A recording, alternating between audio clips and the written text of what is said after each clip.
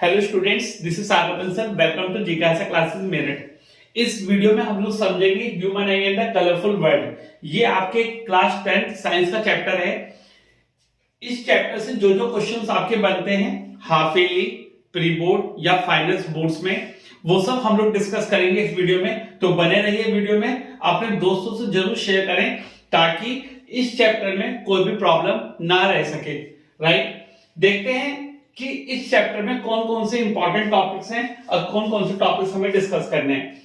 सबसे पहले बात करते हैं कि जो ह्यूमन आई है वो किस पे वर्क करती है, आइदर रिफ्लेक्शन और रिफ्रैक्शन, जो कि आप लाइट में पढ़ के आते हो।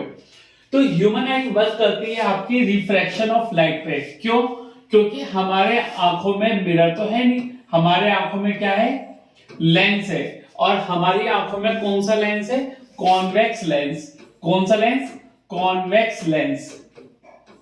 ठीक है, आप लोग याद रखेंगे कि हमारी आंखों में कौन सा लेंस है, कॉन्वेक्स लेंस है। ठीक है, जिसकी वजह से हम सारी चीजें देख पाते हैं, जिसकी वजह से हम अपने एटमॉस्फेयर में सारी चीजें देख पाते हैं। किसकी वजह से? ह्यूमन आई की वजह से। राइट, इसके बाद जो आपका टॉपिक आता है बच्चों, वो आता है व्हाट इज एकोमोडेशन। टॉपिक क्या आता है आपका? What is accommodation. तो एकोमोडेशन का मतलब है कि हमारी जो आई है, हमारी जो ह्यूमन आई है, वो पास का और दूर से दूर का, या तो पास से पास का या दूर से दूर का डिस्टेंस आराम से देख पाती है, जिसे बोलते हैं एकोमोडेशन। क्या बोलते हैं बच्चों? एकोमोडेशन। एकोमोडेशन का क्या मतलब है? एकोमोडेशन का मतलब है कि जो हमारी ह्यूमन आई है वो पास से पास का और दूर का डिस्टेंस देख पाती है आराम से, बिना अपनी आंखों पे जोर डाले। ठीक है, फोकस कर पाती है इमेज को डिस्टेंट ऑब्जेक्ट की या फिर नियर बाय ऑब्जेक्ट की। तो उसे बोलते हैं accommodation by changing the focal length. Lens की फोकल लेंथ को चेंज करके। ठीक है, जो मैक्सिमम एकोमोडेशन हो सकती है, यानी हमारी जो आंख है वो कितना कन्वर्ज कर सकती है, ये जो लेंस है वो कितना कन्वर्ज कर सकती है, वो 25 सेंटीमीटर कन्वर्ज कर सकती है। यानी उसकी ज्यादा सिलेरी मसल्स आपकी कन्वर्ज या थिकर लेंस को नहीं कर सकती। तो इसलिए हमारी जो आंख है वो 25 सेंटीमीटर से कम डिस्टेंस बिना आंखों पे जोर डाले नहीं देख सकती है। ठीक है, तो अगर कोई आपसे पूछे कि बिना आंखों पे जोर डाले हमारी आई कितना डिस्टेंस देख सकती है, तो आप बोलना 25 सेंटीमीटर तक मैक्सिमम डिस्टेंस देख सकती है, जिसे बोलते हैं नियर पॉइंट या least distance of distinct vision. ठीक है, क्या बोलते हैं? Least distance of distinct vision. उससे ज्यादा पावर ऑफ अकोमोडेशन आपकी नहीं हो सकती ही। ठीक है, तो पावर ऑफ अकोमोडेशन कितनी हो जाएगी हमारी नॉर्मल ह्यूमन आई की? 4 डायप्टर। कैसे निकालते हैं? फॉर्मूला पढ़ा होगा आपने, P इक्वल टू 100/F। ठीक है, P equal to 100/F formula होता है। फोकल लेंथ कितनी पुट करेंगे? 25 सेंटीमीटर। तो 25 बन जाए 25 जा 100, तो आपकी पावर आ जाएगी 4 डायप्टर। तो यानी मैक्सिमम 4 डायप्टर तक हमारी ह्यूमन आई कन्वर्ज हो सकती है। ठीक है, इसके बाद आता है range of vision. What is the range of vision of normal human आई? तो रेंज ऑफ विजन का मतलब है कहां से कहां तक। तो आपको याद रखना है रेंज ऑफ विजन के लिए नियर पॉइंट और फार पॉइंट। नियर पॉइंट पास से पास का डिस्टेंस, फार पॉइंट दूर से दूर का डिस्टेंस। तो पास से पास का कितना डिस्टेंस दे सकती है, तो उसे बोलते हैं 25 सेंटीमीटर, और दूर से दूर का कितना देख सकते हैं? इंफिनिटी। तो यानी रेंज ऑफ विजन कहां से कहां तक हो गई? 25 सेंटीमीटर से इंफिनिटी। यानी हमारी नॉर्मल ह्यूमन आई 25 सेंटीमीटर से इंफिनिटी तक का डिस्टेंस देख सकती है। यह भी आपके पेपर का एक क्वेश्चन हो सकता है। इसके बाद टॉपिक आता है बच्चों least distance of distinct vision. क्या टॉपिक आता है आपका? Least distance of distinct vision. इसका क्या मतलब है? वही कि हम कितना मिनिमम से मिनिमम डिस्टेंस देख सकते हैं बिना अपने आंखों पे जोर डाले, जिसे हम नियर पॉइंट भी बोलते हैं। तो वो होता है आपका 25 centimetre, that is called least distance of distinct vision. ठीक है, कितना पास से पास हम डिस्टेंस देख सकते हैं ताकि बिना स्ट्रेस के हमारी आंखों पे बिना जोर पड़े हम पास से पास कितना देख सकते हैं, 25 सेंटीमीटर देख सकते हैं, उसे ही least distance of distinct vision बोलते हैं। ये आपका क्वेश्चन एमसीक्यू का हो सकता है। ठीक है, इसके बाद अगर मैं बात करूं बेटा नॉर्मल ह्यूमन आई की, तो मेन नॉर्मल ह्यूमन आई के कौन कौन से पार्ट होते हैं? आपका कॉर्निया होता है, आपका आइरिस होता है, प्यूपिल होता है, सिलेरी मसल्स होती हैं, आई लेंस होता है, कॉन्वेक्स लेंस, रेटिना होता है, ऑप्टिक नर्व होती है। ठीक है, तो ये आपकी क्या होते हैं, कुछ आई के पार्ट्स होते हैं। ऑल्दो आपको जानकारी होनी चाहिए आई के कितने पार्ट्स होते हैं, आपके सिलेबस में है या नहीं है। ठीक है, उस ईयर के, जिस ईयर आप मेरी वीडियो देख रहे हैं, लेकिन आपको इनके पार्ट्स के बारे में जरूर पता होना चाहिए। ठीक है, जो हमारा आई बॉल है, जो हमारे आई के अंदर की बॉल है, वो बेसिकली स्फेरिकल इन शेप होती है, और जो डायमीटर है उसका 2.3 से लेकर 2.5 सेंटीमीटर तक होता है। ठीक है, जो हमारी आंखों का डायमीटर है, ठीक है, आई बॉल का, वो 2.3 से लेकर 2.5 सेंटीमीटर तक हो सकता है, और जो उसकी शेप होती है वो स्फेरिकल शेप होती है। कैसी शेप होती है? स्फेरिकल शेप होती है। ठीक है,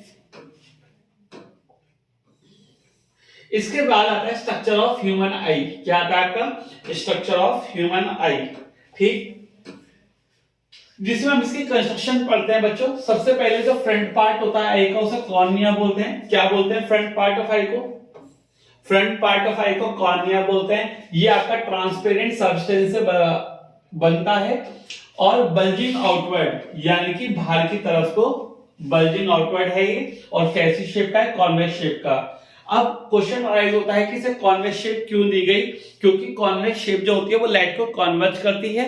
अगर कॉन्केव शेप दे देते हैं तो वो लाइट को डाइवर्ज करता। ठीक है, just behind the cornea, cornea के पीछे क्या है? एक आइरिस है। कॉर्निया के पीछे क्या है? एक आइरिस है। ठीक है, आइरिस का काम क्या है? ये प्यूपिल के साइज को क्या करता है? कंट्रोल करता है। क्या करता है? प्यूपिल के साइज को कंट्रोल। अब प्यूपिल क्या करता है? प्यूपिल लाइट एंट्रिंग कैपेसिटी, यानी ये बताता है कि लाइट कितनी जानी है आंखों के अंदर, कितनी नहीं जानी है। दिन के समय ब्राइट लाइट होती है, लाइट ज्यादा होती है, तो प्यूपिल का साइज कम होता है और आइरिस का साइज ज्यादा होता है।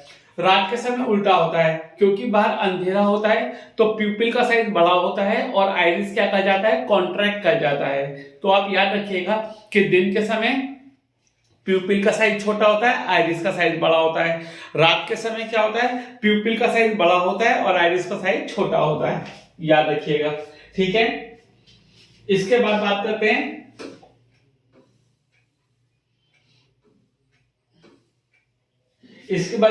हैं क्या, जो हमारी आंखों के अंदर लेंस है वो आपका ट्रांसपेरेंट मटेरियल का बना होता है, यानी कॉन्वेक्स लेंस है हमारी आंखों के अंदर, जो लाइट को फोकस करता है किसके ऊपर? रेटिना के ऊपर। ठीक है, एक मसल्स होती है हमारी आंखों में जिन्हें बोलते हैं सिलेरी मसल्स। ये क्या काम करती हैं? ये एडजस्ट करती हैं किसे? Focal length of eye lens को, यानी कॉन्वेक्स लेंस की, कॉन्वेक्स लेंस को कितना थिक करना है, कितना थिन करना है, कितना फोकस करना है, ये किसका काम होता है? ये सिलेरी मसल्स का काम होता है। ठीक है, एक स्क्रीन है आंखों पे, एक स्क्रीन है हमारी आंखों पे जिसपे इमेज बनती है, जिसे क्या बोलते हैं हम? रेटिना। ये हमारी आंखों के पीछे वाले पार्ट पे होती है रेटिना। इस पे क्या बनती है? इमेज बनती है, एक स्क्रीन है। रेटिना के पीछे क्या है? ठीक है, रेटिना जो होता है आपका बैक पार्ट होता है ह्यूमन आई का। ठीक है, याद रखिएगा, आई लेंस के पीछे होता है और बैक पार्ट होता है ह्यूमन आई का। ठीक है, याद रखिएगा। ठीक, रेटिना के अंदर दो लाइट सेंसिटिव सेल्स होती हैं जिन्हें बोलते हैं रोड्स एंड कोन्स। तो रोड सेल मदद करती हैं रात को देखने में, और कोन सेल्स मदद करती हैं ब्राइट लाइट में, यानी दोपहर के समय, सुबह के समय जब दिन निकल रहा हो। और साथ ही साथ जो कलर को विजुलाइज करती हैं सेल, वो भी आपकी कौन सेल ही होती हैं, जो किसे विजुलाइज करती हैं? कलर को विजुलाइज करती हैं। हमारी आंखों पे एक स्पॉट होता है जिसे बोलते हैं ब्लाइंड स्पॉट। ब्लाइंड स्पॉट कहां पे प्रेजेंट होता है? ब्लाइंड स्पॉट आपका रेटिना पे प्रेजेंट होता है, जहां से ऑप्टिक नर्व निकल रही होती है। उसका काम क्या है? देखो, कभी कभी क्या होता है, इमेज आपकी आंखों के आगे धुंधलापन आ जाएगा, बिल्कुल ब्लैक ब्लैक आपको दिखाई देने लग जाएगा। तो उसका मतलब क्या है कि उस समय जो इमेज बन रही है वो किस पे बन गई? ब्लाइंड स्पॉट पे बन गई।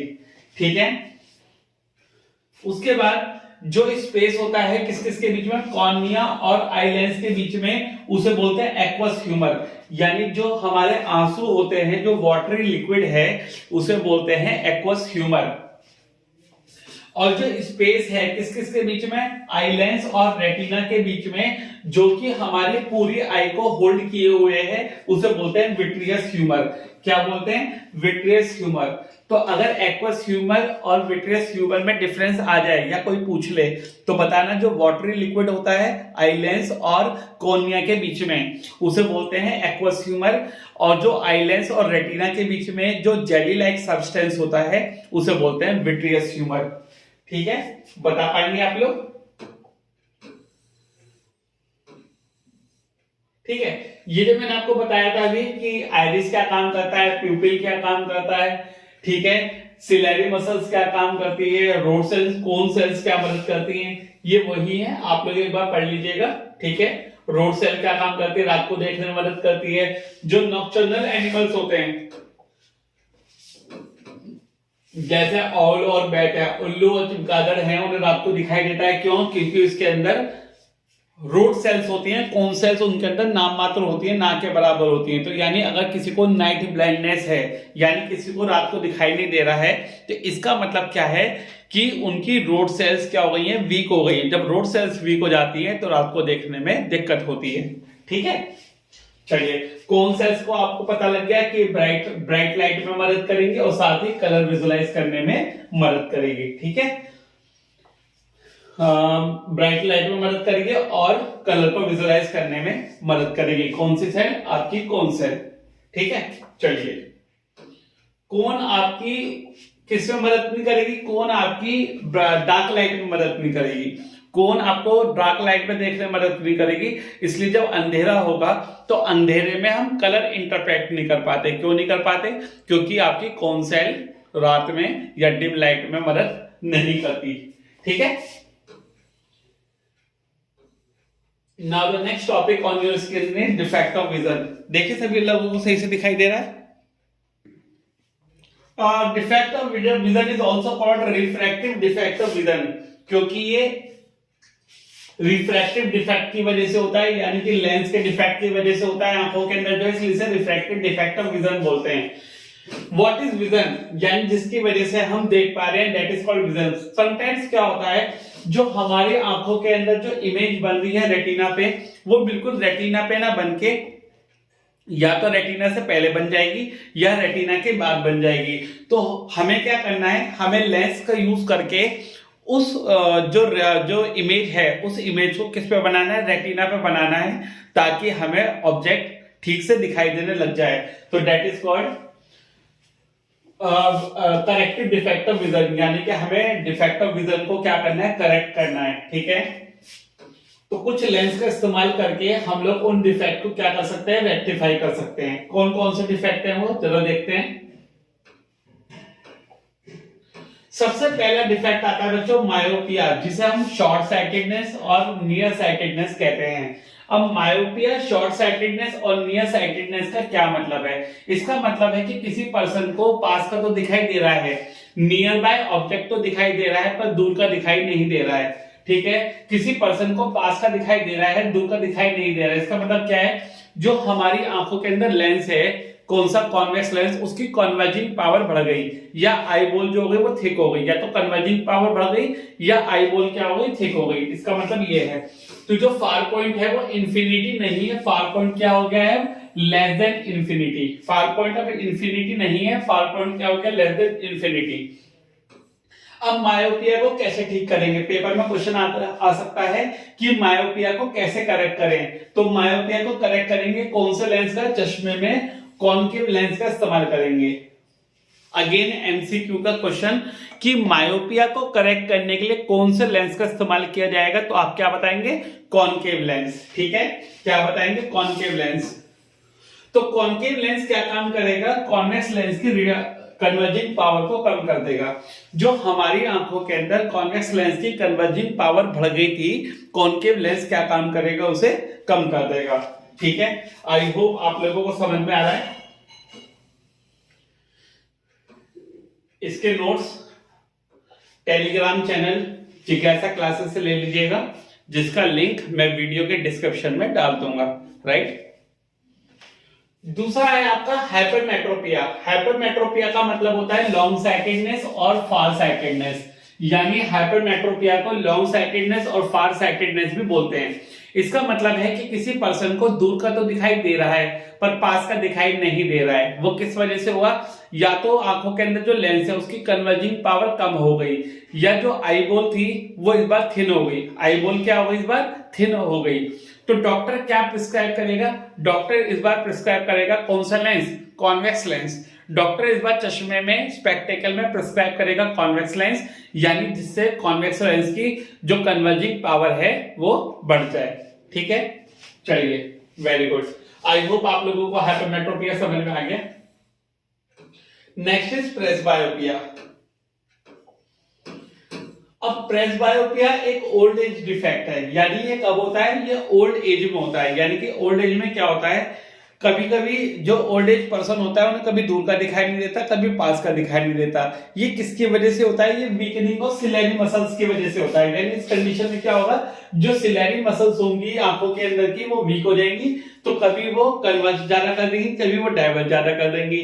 तो इसका मतलब क्या है कि कभी किसी पर्सन को पास का दिखाई नहीं देगा, कभी दूर का दिखाई नहीं देगा। ठीक है, जिसकी वजह से लॉस कर जाएगी पावर ऑफ अकोमोडेशन, यानी कि जो power of accommodation eye lens की वो खत्म हो जाएगी। तो डॉक्टर क्या करेगा? डॉक्टर प्रिस्क्राइब करेगा बाइफोकल लेंस, यानी डॉक्टर चश्मे में बाइफोकल लेंस लगा देगा, यानी ऊपर कॉनकेव लेंस और नीचे कॉन्वेक्स लेंस, दोनों लेंस में लग जाएंगे, ऊपर कॉनकेव नीचे कॉन्वेक्स। ठीक है, अब डिफेक्ट ऑफ विजन को डायग्रामेटिकली समझते हैं, यानी डायग्राम से समझ सकते हैं, पेपर में आ जाता है बच्चों।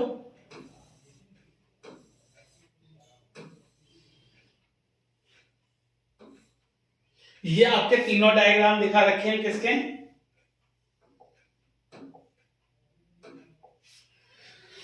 ये आपको तीनों डायग्राम दिखा रखे हैं, किसके? मायोपिया के। ये आपको तीनों डायग्राम दिखा रखे हैं हाइपरमेट्रोपिया के। ये आपको नॉर्मल आई दिखा रखी है, जिसकी जो रेज है वो किस पे कन्वर्ज कर रही है? रेटिना पे। ठीक है, बोलो, दिखाई दे रहा है आपको? ठीक है, तो ये आपको नॉर्मल आई दिखा रखी है लेफ्ट साइड में। ये आपको मायोपिक आई दिखा रखी है, यानी रेटिना पे ना कन्वर्ज होके रेटिना से पहले लाइट आपकी क्या कर रही है? कन्वर्ज कर रही है।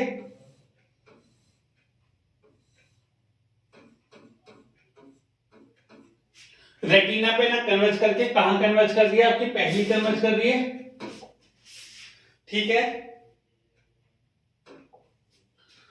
और अब आपको क्या करना है? इसकी कन्वर्जिंग पावर को बढ़ाना है। कन्वर्जिंग पावर बढ़ाने का मतलब क्या है? बढ़ानी घटानी है? जल्दी बताइए कमेंट करके। कन्वर्जिंग पावर बढ़ानी है, कम करनी है? कन्वर्जिंग पावर तो मायोपिया में बढ़ जाती है, आपको कम करनी है। कन्वर्जिंग पावर अगर कम करेंगे तो आपको डाइवर्जिंग पावर बढ़ानी पड़ेगी, और डाइवर्जिंग पावर बढ़ाने का मतलब क्या है? आपको कौन सा लेंस यूज करना है? Concave lens. तो डॉक्टर क्या करेगा? चश्मे में कॉनकेव लेंस लगा देगा। कौन सा लेंस लगा देगा? कॉनकेव लेंस लगा देगा।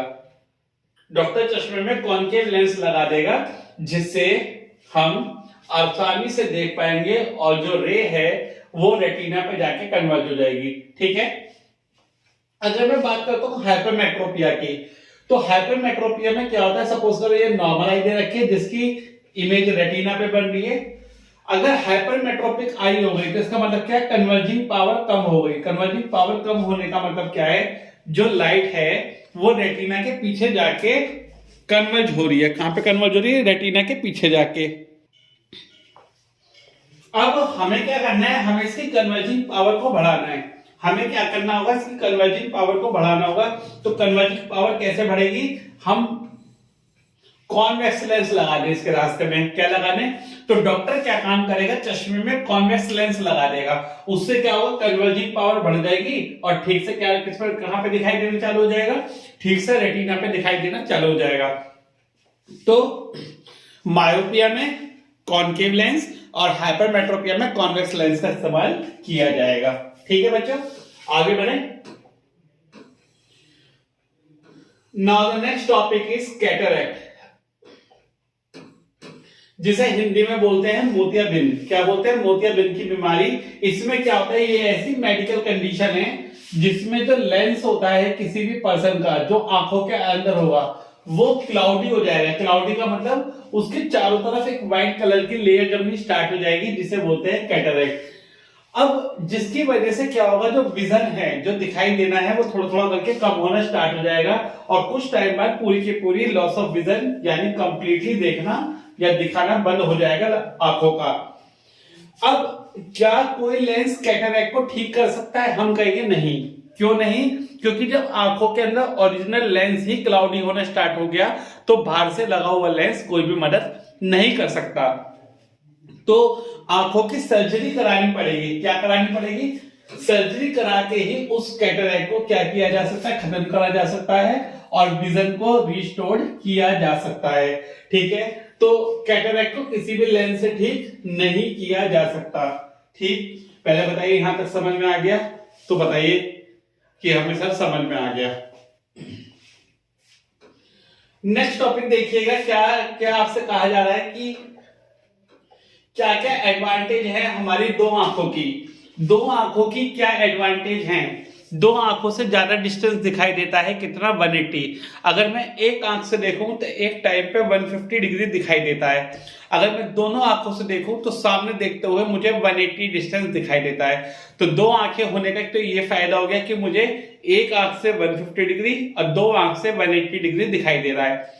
दूसरा फायदा क्या है कि अगर मैं किसी भी चीज को दो आंखों से देखूं तो मुझे जो डिस्टेंस है वो ज्यादा एक्यूरेट नजर आएगा।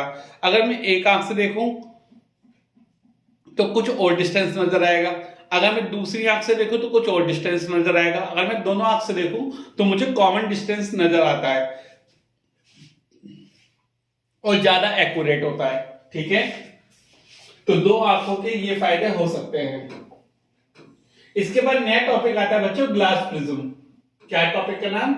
Glass prism. देखिए क्या है glass prism.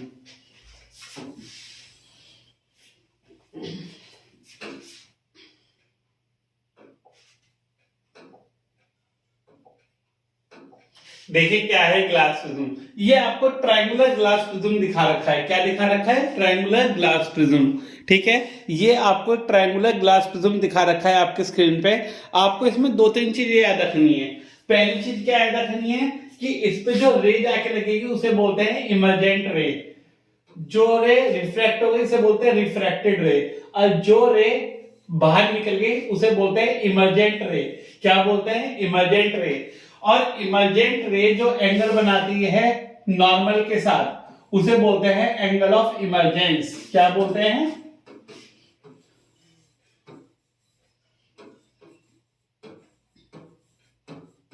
Angle of emergence. ठीक है, आप लोग क्या याद रखना है आपको? देखो ध्यान से सुनिएगा, आपको दो तीन चीजें याद रखनी है। पहले तो डायग्राम कैसे बनेगा, एक ट्रायंगुलर ग्लास प्रिज्म बनाएंगे, एक रे जाती हुई दिखाएंगे,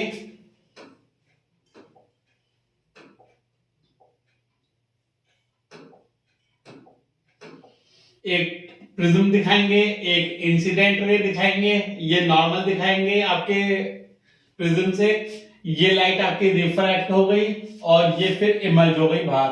ठीक है, अब इमर्जेंट रे और नॉर्मल के बीच में जो एंगल बनता है उसे बोलते हैं एंगल ऑफ इमर्जेंस, यानी ये है आपका एंगल ऑफ इमर्जेंस। ठीक है, अब अगर ये प्रिज्म ना आया होता तो ये लाइट आपकी ऐसे जाती।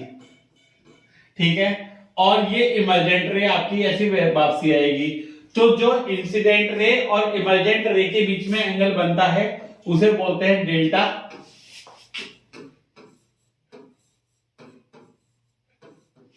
डेल्टा को बोलते हैं angle of deviation. Angle of deviation किस किस के बीच में बनता है? इंसिडेंट रे और इमर्जेंट रे के बीच में डेल्टा बनता है। What is delta? The angle between incident ray and emergent रे। तो इंसिडेंट रे और इमर्जेंट रे के बीच के एंगल को क्या बोला जाता है? Angle of deviation. ठीक है बच्चों, आगे बढ़े। Now the next topic is dispersion of light. अगला टॉपिक है आपका डिस्पर्जन ऑफ लाइट। होप सभी लोगों को समझ में आ रहा है अच्छे से। तो डिस्पर्जन ऑफ लाइट का क्या मतलब है? डिस्पर्जन का मतलब होता है कि जब भी लाइट आपकी एक प्रिज्म से पास होती है, ट्रायंगुलर प्रिज्म से पास होती है, तो कितने कलर में बैंड होती है? 7 कलर में बैंड होती है। कितने कलर में बैंड होती है? 7 कलर में बैंड होती है व्हाइट स्क्रीन पे। उस बैंड ऑफ 7 कलर को क्या बोलते हैं? स्पेक्ट्रम। ये जो टॉपिक है, ये टॉपिक आपने 7th 8th क्लास में पढ़ा है, बिल्कुल एज इट इज टॉपिक है डिस्पर्जन का, कि जब भी लाइट एक प्रिज्म से पास होगी तो कितने कलर में बैंड होगी? 7 कलर में बैंड होगी। उस बैंड ऑफ 7 कलर को क्या बोला जाता है? स्पेक्ट्रम। क्या बोला जाता है? स्पेक्ट्रम। वो 7 कलर्स कौन कौन से होते हैं? जो कि आपके 7 कलर होते हैं रेनबो के, violet, indigo, blue, green, yellow, orange and red. इसे क्या बोलते हैं हम लोग? विबग्योर।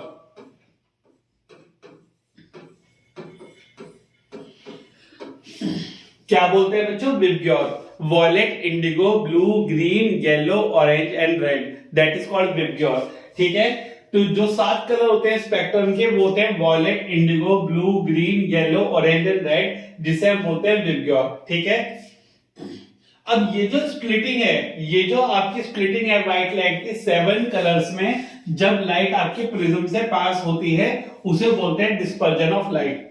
तो ये जो 7 कलर में लाइट का टूटना है, व्हाइट कलर जो 7 कलर में टूटती है, violet, indigo, blue, green, yellow, orange and red, इस टूटने को, इस स्प्लिट होने को डिस्पर्जन बोला जाता है।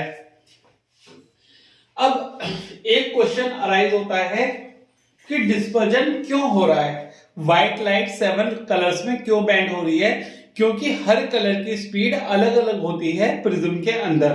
क्या याद रखेंगे आप कि हर कलर की स्पीड प्रिज्म के अंदर अलग अलग होती है, इस वजह से जो व्हाइट लाइट है वो 7 कलर्स में बैंड हो रही है।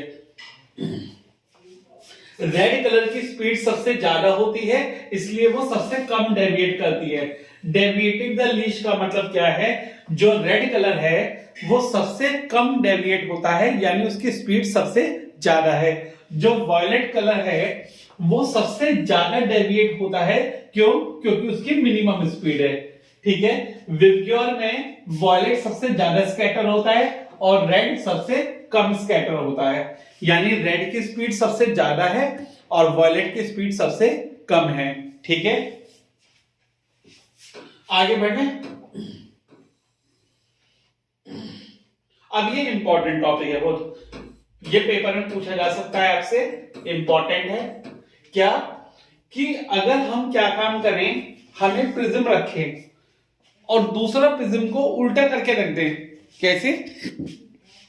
हम एक प्रिज्म को सीधा करें और दूसरे प्रिज्म को उल्टा उल्टा सरफेस करके रख दें, तो क्या होगा? पहले व्हाइट लाइट जाएगी, वो 7 कलर्स में बैंड हो जाएगी, फिर 7 कलर्स जाके आपके उल्टे प्रिज्म पे पड़ेगी, तो वो सिंगल लाइट में दोबारा से व्हाइट लाइट में कन्वर्ट हो जाएगी। आइए देखते हैं कैसे। देखिए, बहुत ज्यादा इंपॉर्टेंट है आपके एग्जाम के लिए।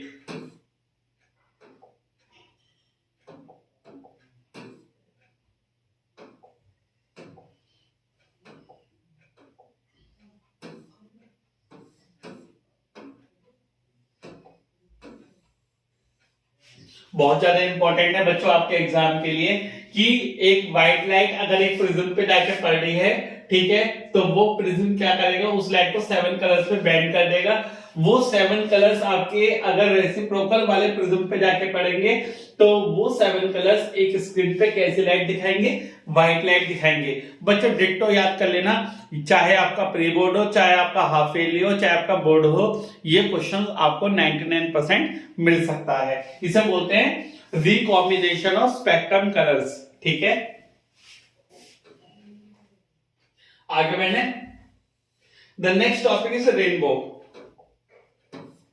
अगला टॉपिक क्या है बच्चों? रेनबो। रेनबो क्या होता है? Arc of 7 colours. रेनबो होता है एक आर्क ऑफ 7 कलर जो स्काई में विजिबल होता है। कब? आप लोगों ने सुना है जब धूप और बारिश एक साथ होती है तो रेनबो दिखाई देता है।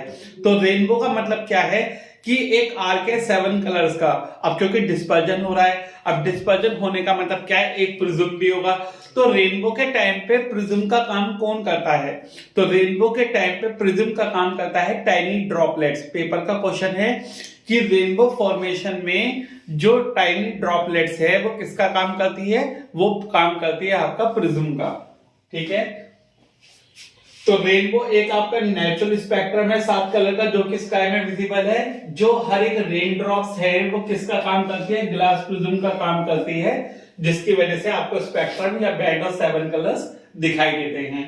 ठीक है बच्चों, समझ में आ रहा सभी को। इसके बाद इंपॉर्टेंट टॉपिक आता है जिस पे पेपर पे क्वेश्चन आ जाते हैं, एटमॉस्फेरिक रिफ्रैक्शन। क्या है टॉपिक का नाम, एटमॉस्फेरिक रिफ्रैक्शन। एटमॉस्फेरिक रिफ्रैक्शन का मतलब क्या है? अच्छा, पहली बात, रिफ्रैक्शन का मतलब क्या है कि जब भी लाइट एक मीडियम से दूसरे मीडियम में जाती है तो क्या कर जाती है, बेंड कर जाती है। क्या कर जाती है, बेंड कर जाती है। ठीक है, लेकिन एटमॉस्फेयर तो सिंगल मीडियम है क्योंकि उसके अंदर तो सिर्फ एयर है, पर हमें पता है कि एयर के अंदर भी डिफरेंट डेंसिटी होती है। हम जहां रहते हैं वो सबसे डेंसर मीडियम होता है, और जैसे जैसे हम ऊपर जाते हैं वैसे वैसे रेयरर मीडियम होता चला जाता है। यानी हम देख रहे हैं डेंसर से रेयरर मीडियम में ऊपर की तरफ। तो क्योंकि डिफरेंट एटमॉस्फेरिक डेंसिटी है अर्थ के अंदर, ठीक है, या लेयर्स हैं डिफरेंट डेंसिटी की, इसलिए आपका एटमॉस्फेरिक रिफ्रैक्शन यानी कि एटमॉस्फेयर के अंदर भी रिफ्रैक्शन आपका हो जाता है।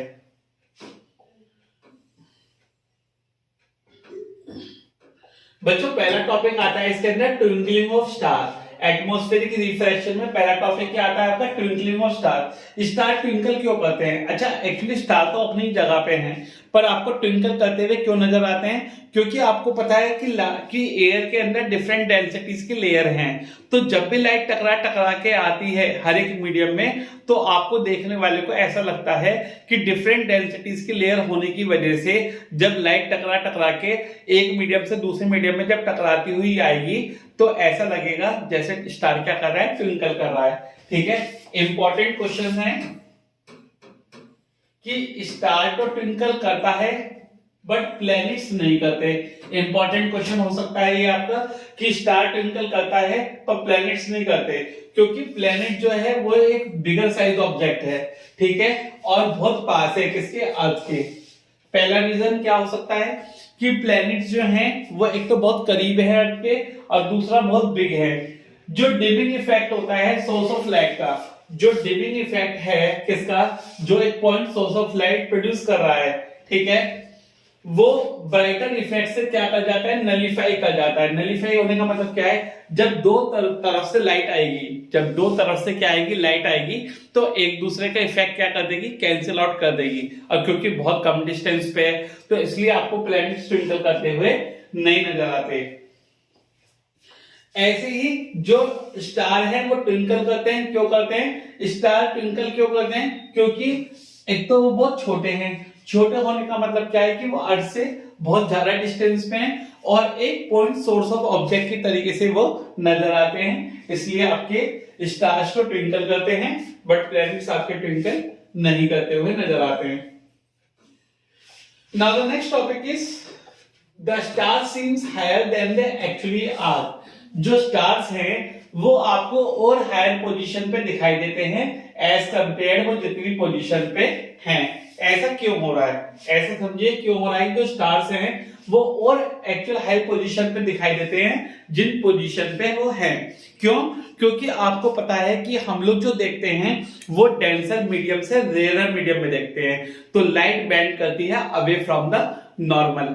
लाइट कहां से कहां बेंड करती है, डेंसर टू रेयर मीडियम, तो बेंड करेगी अवे फ्रॉम द नॉर्मल, तो हमें चीजें और हायर डिस्टेंस पे दिखाई देंगी। ठीक है,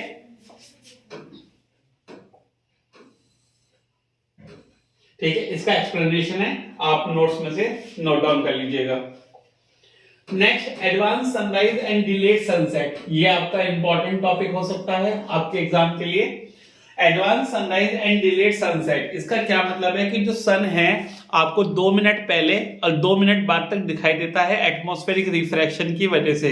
तो यानी अगर आपसे पूछा जाए कि दिन का समय 2 मिनट बढ़ जाता है, शाम का समय 2 मिनट बढ़ जाता है, और एटमॉस्फेरिक रिफ्रैक्शन की वजह से टोटल डे टाइम आपका 4 मिनट बढ़ जाता है, राइट, याद रखिएगा।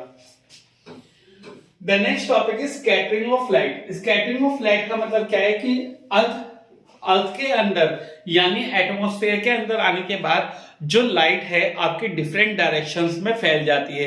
It will throw in different directions when crossing the earth surface, that is called scattering of light. जैसे कि आपने देखा होगा कि लाइट आपकी विंडो से अंदर आती है बिल्कुल एक डायरेक्शन में, और आती आती आपके कमरे, पूरे कमरे में फैल जाती है, तो वो किसकी वजह से होता है? वो स्कैटरिंग ऑफ लाइट की वजह से ही होता है। अब दूसरा क्वेश्चन अराइज होता है कि स्कैटरिंग ऑफ लाइट कराता कौन है? स्कैटरिंग ऑफ लाइट कराते हैं आपके डस्ट पार्टिकल्स जो एटमॉस्फेयर में प्रेजेंट होते हैं। अब क्या लाइट आपकी स्पेस पे फैलेगी या लाइट आपकी अर्थ के बाहर फैलेगी? तो आप कहेंगे नहीं। क्यों? क्योंकि वहां पे एटमॉस्फेरिक पार्टिकल्स नहीं है। ठीक है, तो जितने ज्यादा एटमॉस्फेरिक पार्टिकल्स होंगे, जितने ज्यादा सस्पेंडेड पार्टिकल्स होंगे पाथ में, उतना ही ज्यादा आपकी स्कैटरिंग होगी, और जिसे क्या बोलते हैं? Tyndall effect. तो एक साइंटिस्ट है आपके टिंडल, उन्होंने बताया कि जो लाइट है वो एटमॉस्फेरिक पार्टिकल्स या सस्पेंडेड पार्टिकल्स की वजह से फैल जाती है, that is called Tyndall effect. जैसे कि सनलाइट है आपके अर्थ सरफेस में आने के बाद एक डस्टी रूम के अंदर आएगी विंडो के थ्रू, तो लाइट जो है वो आपके पूरे कमरे में विजिबल होती है। किसकी वजह से? डस्ट पार्टिकल्स की वजह से, और वो सारे कमरे में फैल जाती है। तो किसकी वजह से फैलती है? वो डस्ट पार्टिकल्स या एटमॉस्फेरिक पार्टिकल्स के वजह से। ठीक है, तो सबसे ज्यादा कलर कौन सा फैलेगा, सबसे कम कलर कौन सा फैलेगा? तो मैं जैसे कि आपको पहले बता चुका हूं कि वॉयलेट कलर सबसे ज्यादा फैलना चाहिए, वॉयलेट और इंडिगो सबसे कम फैलना चाहिए रेड, तो इसलिए रेड कलर आपको लॉन्गर डिस्टेंस तक दिखाई देगा। वॉयलेट और इंडिगो इतने ज्यादा फैल जाते हैं कि हमारे रेंज ऑफ विजन के ही बाहर हो जाते हैं। जो सबसे कम फैलेगा वो आपका रेड है, जो सबसे ज्यादा फैलेगा वो ब्लू है। जो हमारी रेंज ऑफ विजन में कलर आता है जिसकी शॉर्टर वेवलेंथ होती है वो आपका ब्लू कलर है, तो वो सबसे ज्यादा स्कैटर आपका हो जाएगा जो हमारे आंखों में दिखाई दे रहा है। और लॉन्गर वेवलेंथ कलर कौन सा है आपका? रेड, आप याद रखोगे। और जो कलर है स्कैटर्ड लाइट का, यानी जो फैलने वाली लाइट का कलर है, वो डिपेंड करता है किसके ऊपर? जो एटमॉस्फेरिक या जो स्कैटरिंग पार्टिकल्स हैं, जो सस्पेंडेड पार्टिकल्स हैं, उनकी स्ट्रेंथ क्या है और उनका साइज क्या है। ठीक है, तो जो कलर होगा किसका? स्कैटर्ड लाइट का, वो डिपेंड करेगा सस्पेंडेड पार्टिकल्स के ऊपर कि जो लाइट है वो कौन से कलर की स्कैटर हो रही है, वो डिपेंड करेगा स्कैटरिंग पार्टिकल्स के ऊपर। राइट, इसके ऊपर क्वेश्चंस कौन से बन जाते हैं कि जैसे पहला कलर बन जाए स्काई ब्लू क्यों होता है? क्योंकि लाइट जो फैल रही है अर्थ सरफेस के अंदर आने के बाद वो सबसे ज्यादा स्कैटर्ड लाइट कौन सी होती है? आपके ब्लू कलर की, इसलिए स्काई आपको ब्लू कलर का दिखाई देता है। ठीक है, ऐसे ही आउटर स्पेस में क्या होता है? जो स्काई है वो आपका डार्क नजर आएगा ब्लू की जगह। क्यों? क्योंकि आपको पता है आउटर स्पेस में कोई भी एटमॉस्फेयर नहीं है, यानी कोई भी एयर पार्टिकल्स नहीं है जो लाइट को क्या कर सके? स्कैटर कर सके। क्योंकि वहां पे कोई भी एटमॉस्फेयर नहीं है, इसलिए वहां पे कोई भी स्कैटरिंग ऑफ लाइट नहीं होती, इसलिए स्काई आपको कैसा दिखाई देता है? डार्क नजर आता है। सारे के सारे डेंजर सिग्नल कैसे कलर के होते हैं? रेड कलर के।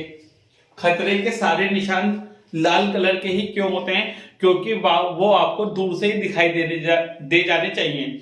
अगर वो आपको दूर से ही दिखाई दे जाएंगे तो वो रेड कलर के होंगे। सपोज करो हमने ब्लू कलर के बना दिए, खतरे का निशान था, हमें दिखाई नहीं दिया, हो गया डेंजर। तो इसलिए सारे के सारे डेंजर सिग्नल कैसे होते हैं? रेड कलर के, ताकि वो आपको फॉग में भी या दूर से आपको विजिबल हो जाए। इसके बाद टॉपिक आता है कि सन आपको रेड दिखाई देता है सनराइज और सनसेट के टाइम पे। सभी को पता है जो सन है वो रेड कलर का दिखाई देता है सनराइज और सनसेट के टाइम पे, क्योंकि सनराइज और सनसेट के टाइम पे जो सन होता है वो हॉरिजॉन पे होता है। हॉरिजॉन मतलब बिल्कुल कोनों पे, या तो इस कोने पे होगा या बिल्कुल इस कोने पे होगा। तो यानी सन जो अर्थ से बिल्कुल मैक्सिमम डिस्टेंस पे होता है उस समय। और लॉन्ग डिस्टेंस वाला कलर कौन सा होता है? जिसकी लॉन्गर वेवलेंथ होती है वो होता है आपका रेड कलर। तो इसलिए लॉन्गर डिस्टेंस कलर या long wavelength colour that is red, इसलिए सन दिखाई देता है आपको रेड। होते तो सारे कलर हैं, पर वो कलर जो लॉन्ग डिस्टेंस तक ट्रेवल करता है वो होता है रेड, तो इसलिए सन नजर आता है आपको रेड और सराउंडिंग एरिया। ठीक है, इसके बाद जो सन है वो आपको व्हाइट दिखाई देता है जब वो ओवरहेड पे होता है। सन आपको व्हाइट दिखाई देता है जब वो किस पे होता है, ओवरहेड पे होता है, हमारे सर के ऊपर होता है। तो जब जब सन हमारे सर के ऊपर है बिल्कुल, तो अर्थ और सन के बीच में जो डिस्टेंस है वो कैसा हो जाएगा, बिल्कुल मिनिमम डिस्टेंस हो जाएगा। और जब सन और अर्थ के बीच में मिनिमम डिस्टेंस हो जाएगा तो सारे कलर इक्वल प्रोपोर्शन में मिक्स होंगे, सारे कलर इक्वल प्रोपोर्शन में मिक्स होंगे। तो जो सारे कलर का इक्वल प्रोपोर्शन है वो है व्हाइट, तो इसलिए सन दिखाई देगा व्हाइट जब वो आपके ओवरहेड पे होगा। तो ओवरहेड पे दिखाई देगा आपको व्हाइट, और सनराइज और सनसेट के टाइम पे दिखाई देगा आपको रेड, क्योंकि वो मैक्सिमम डिस्टेंस पे होगा। इसके बाद आपका टॉपिक आता है बच्चों जो आपको याद रखना है, that is called persistence of vision. Persistence of vision का क्या मतलब होता है? परसिस्टेंस ऑफ विजन का मतलब होता है कि जो हमारी आंखों पे जो इमेज बनती है किसी भी एक ऑब्जेक्ट की, वो कितने टाइम में बन जाती है। तो आपको याद रखना है 1/16 सेकंड में किसी भी एक ऑब्जेक्ट की इमेज बन जाती है। अच्छा, इसे पेपर में ध्यान रखना, 1/16 लिखना, 16 दफा लिख देना, ना ही 16 मिनट लिख देना, तो बहुत दिक्कत हो जाएगी। आप पेपर में क्या लिखना कि जो हमारी नॉर्मल ह्यूमन आई है उस पे 1/16 सेकंड पे किसी भी एक ऑब्जेक्ट की इमेज बन जाती है, ठीक है, that is called persistence of vision. तो परसिस्टेंस ऑफ विजन का मतलब क्या है? किसी भी एक ऑब्जेक्ट की जो इमेज है हमारी रेटिना पे वो 1/16 सेकंड पे बन जाती है। इसके बाद टॉपिक आता है आपका एस्टिग्मेटिज्म। क्या टॉपिक आता है आपका? एस्टिग्मेटिज्म। इसका मतलब क्या है कि एक ऐसी कंडीशन है ह्यूमन आई की, ये एक ऐसी कंडीशन है ह्यूमन आई की जिसमें ब्लड विजन होगा। ब्लड विजन होने का मतलब क्या है कि धुंधला दिखाई देगा। किसकी वजह से? जब कॉर्निया आपकी इरेगुलर शेप हो जाए, यानी ये कॉर्नियल डिफेक्ट है। कौन सा डिफेक्ट है? Corneal defect. कभी कभी पेपर में या कंपटीशन में भी आ सकता है, पेपर में कंपटीशन हो, एनटीएससी कोई भी कंपटीशन हो, उसमें आपका क्वेश्चन पूछ ले जाता है कि जो एस्टिग्मेटिज्म है वो किसका डिफेक्ट है। पहली बात आई का डिफेक्ट है, और किसका है आई का भी? कॉर्नियल डिफेक्ट है, जिसमें हमारा आंखों का कॉर्निया जो है वो इरेगुलर शेप हो जाता है, जिसकी वजह से डिस्कम्फर्ट, ब्लड विजन और हेडेक यानी सर में दर्द की समस्या उत्पन्न होनी चालू हो जाती है। इसे कैसे करेक्ट करेंगे? इसे कोई आपका जो लेंस है, कौन सा लेंस, जो आपके लेंस थे कौन से, जैसे आपका कॉनकेव लेंस है, कॉन्वेक्स लेंस है, उससे ठीक नहीं करेंगे। एस्टिग्मेटिज्म को ठीक करने के लिए सिलेंड्रिकल लेंस का प्रयोग किया जाएगा। ये एक स्पेशल टाइप के लेंस होते हैं जिन्हें हम सिलेंड्रिकल लेंस बोलते हैं। ये आपके कॉर्नियल डिफेक्ट को, एस्टिग्मेटिज्म को ठीक करते हैं। अब इसके बाद एक टॉपिक है आपका experiment to show the scattering of light. ये आपका लास्ट टॉपिक है बच्चों। इसके ऊपर इंपॉर्टेंट क्वेश्चन बन जाता है बोर्ड्स में। क्या टॉपिक बन जाता है कि experiment to show the scattering of light. आपको एक्सपेरिमेंटली शो करना है स्कैटरिंग ऑफ लाइट को। जैसे सोर्स ऑफ लाइट से कोई भी एक लाइट जा रही है, ये कौन सा लेंस है? Convex lens. तो कॉन्वेक्स लेंस क्या करेगा? लाइट को कॉन्वर्ज कर देगा। क्या करेगा? लाइट को कॉन्वर्ज कर देगा, क्योंकि कॉन्वर्जिंग लेंस है, ठीक है।